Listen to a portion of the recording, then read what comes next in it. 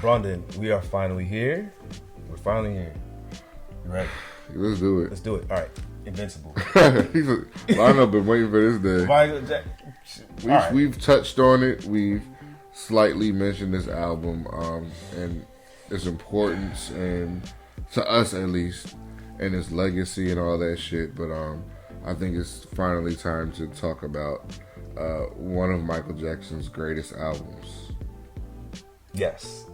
Yes. Absolutely. Okay, so here's how I justify calling this one of Michael Jackson's greatest albums. All right. Yeah. So what else is on the table? Off the Wall and Thriller. Mm-hmm. Each 9 tracks. Yeah. Okay, so we just need 9 tracks. We need 9 solid tracks from this to compare, right? So that's the thing. So here we are. I think I said this about Chris Brown in the past. Mm-hmm. Like, yeah, so we can definitely pick 9 tracks off of this. It's going to be an amazing album. But for it to be fair, for it to be that amazing album, You have to cut it. Chris wants you to cut the album. It should have been cut right in the first place to make it the great album. Well, okay. You know what I mean? That's not fair. Like, either you're gonna do it right or not. Like that you can say that for a lot of albums. So that's not fair to grade it. See, I didn't say that about Chris Brown. I didn't have a problem with it. No, I know, but I'm just saying. I know what you mean. It should have been cut the right way. If it was cut the right way, then yes, it would have been his greatest album. So that, I think certain things kept it from being his greatest album. But this is still one of his best albums. That doesn't take away from the fact of that. I get it. So Rodney Jerkins was the primary producer on this project. Let's go through the track list, brother. You know, we love doing it. We start off with Unbreakable. Unbreakable is probably in my top 5. I started dancing because I thought about the song. That's one of my top 5 songs right there. Features Brandy and Biggie. Brandy and Biggie on the song. Brandy on backgrounds. Biggie doing the rap, and it's just. And it came out, and it was cool because I didn't expect it because it's not listed. The feature isn't listed. So when you first heard it, it was like is that Biggie? Yeah. That nigga dead. How you on this shit? Right? Yeah. And it was just. I think it was just a great way to open up the album. I think that this album, I feel that I want to say his the name is always going to be big, but it wasn't as much craziness going around his name, so you can actually listen to this album without the production and his name being bigger than the material. Okay. In a way, so you actually heard what he had to say on this, like Unbreakable. He was like, "Shit, I've been through all this stuff, like, and I'm still here." Like, it was really. I mean, it's great. an extension. It's an extension of the material the messages that he had in history. He's kind to a certain, but like we didn't hear it before. And also, we were younger. We were a lot older when this came out, so it was just like Unbreakable to me was just a great way to open up the album, and to this day, it still makes me feel like can't nobody touch me. It makes me feel like I'm that nigga. Michael Jackson had swag on that song. Cool. Heartbreaker. That was fun. Yeah, it's kind of the same sound as Unbreakable. Enough separation, but similar. Yeah. We talked about Brandy. We talked about Full Moon and how. Oh, these two. Full Moon and Invincible kind of were created around the same time. Right. So it's like I feel like these albums are extensions of each other in a way. Well, what I was gonna say was when we were talking about Full Moon, we talked about how when we first heard it, there was that lack of separation, how the songs kind of run into each other. Very true. Yeah, and I mean, some people may argue that for this album just because it's Rodney Jerkins back to back on all these tracks, but there is still enough separation. Very true. Between the tracks. So Invincible, dope ass song. Another one. I think there's like a 3 great ways of opening up the album, just hard hitters, one after the other. And then we slow it down, and then we slow it down, Ronan. It's Then we come to Break of Dawn. All right, which is one of Michael Jackson's greatest songs. Break of Dawn is one of Michael Jackson's greatest songs ever recorded. And Lionel loves it because it's R&B. It's R&B. I love it because it's R&B, and I love this album because I don't like the fact that this is his final album. I wish he were still here and able to make music, but I do appreciate that his final effort was an R&B based album. Yeah. At least for the first half. Right? But Break Dawn is his voice again. listen to it and tell me. Those background vocals. Listen to Break of Dawn and tell me Michael couldn't sing. Mm-hmm. All right, you can't. All those years later, I love the fact that he was when that an artist, he was he was in his 40s. Yeah, you're in your 40s, and then 40s, you sound like that, and you can still make a song like that all these years later. He doesn't have to, but he can. Side 2, Heaven Can Wait. Another amazing R&B song. That song is it's a beautiful song. Like, I hear it's about Paris. Paris who? His daughter. Oh, okay, I get that. Okay, this is my bad. I was thinking like Hilton. No, I'm sorry. Paris, I'm Michael sorry. Jackson. No disrespect. Okay, I get it. But Heaven, what a message. Like, I'd rather stay here with you than go to heaven. Yeah. Heaven Can Wait. Heaven Can Wait. That's another top tier song of his. Yeah, another R&B song. Yeah. Lots of R&B. You Rock My World. That was the first single. Mm-hmm. That was fun. Yeah, it was times. It was that classic Rodney Jerkins kind of sound. He was just off the heels of like What Doing. He wasn't man enough for me, and it's not right, but it's okay. And he was still able to find a sound that fit Michael really well, and not sound like those songs, but it still had a classic Rodney Jerkins feel to it, and it felt current yet old school. But old school. Yeah, that's the best like part your about parents. it. Yeah. Like I remember my parents like grooving to it. Like I mean, it was like the song called "You Rock My World." That's old people talking. Also a great another great video. This is probably out of all his iconic videos, this might be his weakest. It might be his weakest, but it's still a good video. It was still fun at that time, and I like the fact he was doing more than what a lot of artists were doing back then. He gave you Marlon Brando. He gave you The Godfather and Chris Tucker in his video. Like, he still gave you big names. He gave you production, so I appreciate it for that aspect of it. Butterflies. Another amazing R&B song. Second single off the album. Didn't have a video, but I think a lot of people still love that. It's still a beloved song by him. And Dre Vidal did that. Yeah.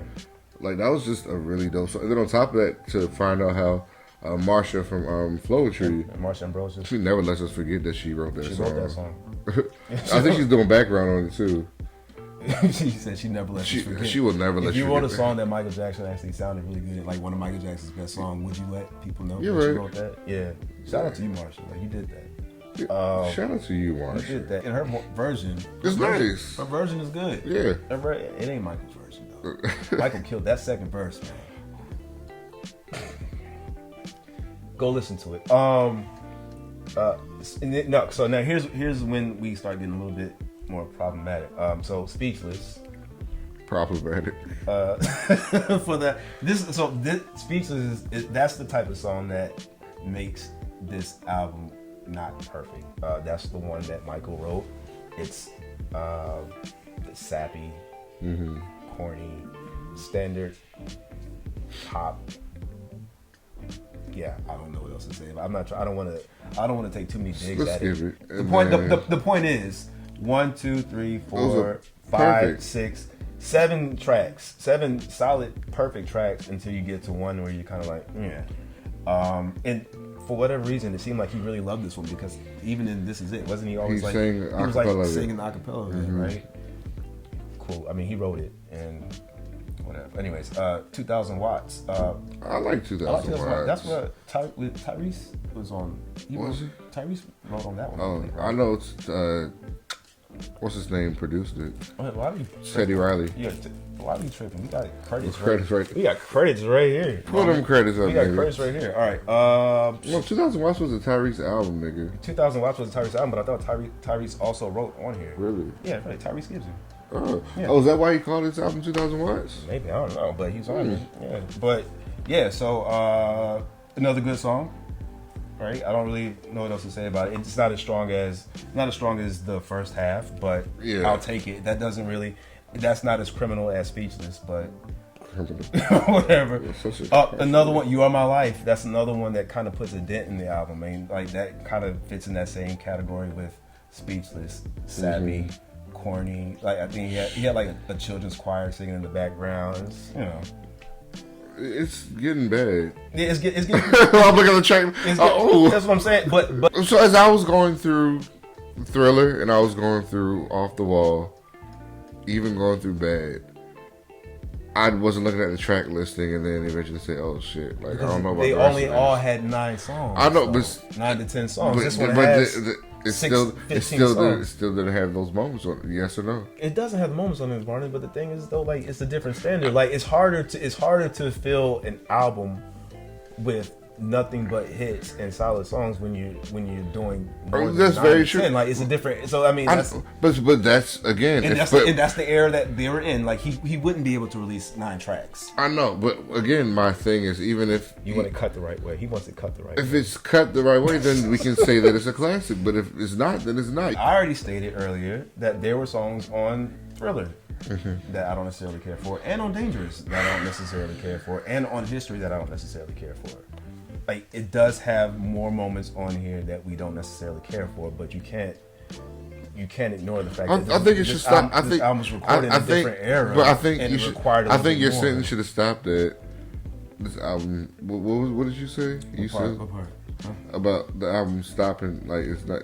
It got bad at a certain point. It's not that it got bad. It didn't get bad. It was just that the first half was the first 7 tracks were just so solid. Good. We're just so solid, and then you transition from Butterflies into Speechless. Privacy. Do you like Privacy? No. Do you remember that song? Don't Walk Away. I don't mind. Don't Walk Away. Actually, Don't walk away. So I mean, some shit that could have gone on Maybe. History. It's some Yeah, shit that's that cool. could have gone on History. Okay. Like, we didn't lose all hope. It's just 2 we songs. lost momentum. We lost momentum, but with Speechless and with You Are My Life. Okay. Okay. Check out You Are My Life, then Privacy. Okay, so Don't walk away. No. What do you think about Cry? No. Okay, so you don't like it at all. It's not. It's not a bad song. It's not a bad song. Listen, good song. it's the issue that these songs are bad, or the first half was just that good. The first half was amazing. Just that good. That's the problem. So, like, how do you top that? It's You don't hard. have to top it, but So you can- just cut the album the right way. Yeah. All right, Lost Children, whatever happens. And so Rodney Jerkins comes back on the last 2, right? We get Rodney back. Teddy Riley and Rodney Jerkins on the last 2 tracks. We have, all right, You're My Life, Privacy. Privacy, we can keep Privacy. You can keep Privacy, okay? So we're taking out Speechless. We're taking out You're My Life. Taking out Don't Walk Away. Yikes, it's getting bad. Taking out Cry.